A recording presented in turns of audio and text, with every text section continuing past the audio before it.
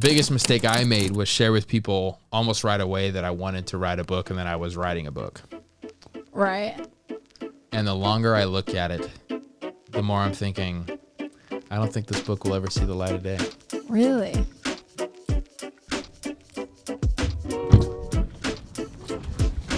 Lately, I've been doing a very pastoral thing, and I've been like sermon prepping and stuff at this coffee shop. But I don't like staying here too long because right here is the junior high I went to. Literally like the 2 worst years of my life. It's been so hard to like realize that maybe this book will never see the light of day. I just had so many different moments throughout this process. It's coming up on a year of me tinkering with this thing. Like I was even looking at old footage, April 28th, 2021. Yes! Just worked out, meditating on my book, and goodness gracious, I came up with the tagline, or at least the way to organize the chapters.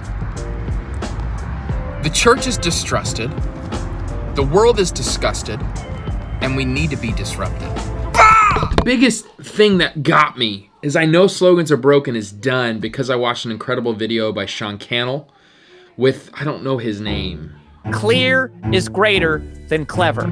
I thought titles were clever because I looked at 4 Hour Work Week and I was like, oh, that's so clever, right? But that's not what it is. You don't want them to say, what is that? You want them to say, how do I get that? After watching that video, that's when I knew Slogans Are Broken is dead. Slogans Are Broken isn't clear, it's just clever. So much of what I do on my channel, I love clever.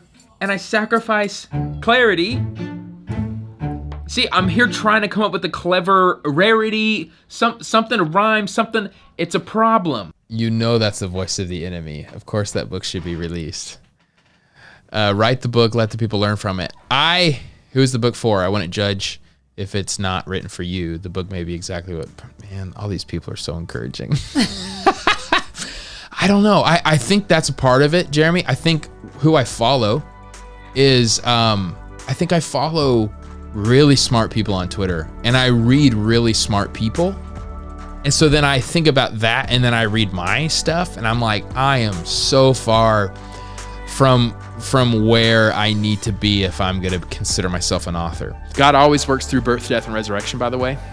We're almost done, but this is even in your calling, your career, your purpose, your relationships. God, what he loves to do, he loves to give you a birth of a vision. He loves to all of a sudden give you this new idea, this new hope. For me, it was starting this church, and I had vision that we would have so many incredible things happen in the life of our church. I did not, in my 5-year plan, ever think that a plague would hit the world. I did not, in my plan, ever think that we'd just be kicked out of a movie theater. I did not, in my plan, think that we'd be at a Sunday night church now. But what happens is you have a birth of a vision, and what God does through the micro, not just through birth, death, and resurrection of Jesus, but also in your life, he allows your vision to die. And some of you right now are in a death season. So this is so much easier to preach than to live. And so I'm just like, okay, I'm at the end of myself. I put so much time and effort into this book. I've believed in it for so long, but I'm willing to let it die. I think it's done. I don't know if there'll be a resurrection. This is what God does. He specializes in this. But if we keep saying, just keep showing that you're growing, things will get better and better and better, we miss out on beautiful gospel truth. What God does, he births something in you and then he kills it. Even on this earth, God is working in your life, even it looks like everything is dying. That's actually the way God works, because then he brings about resurrection. Many of us cannot imagine God using death, but friends, that is all he does.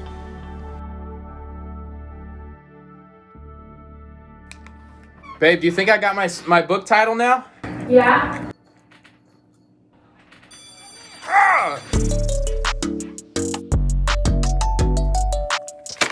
That was for the vlog. Thanks.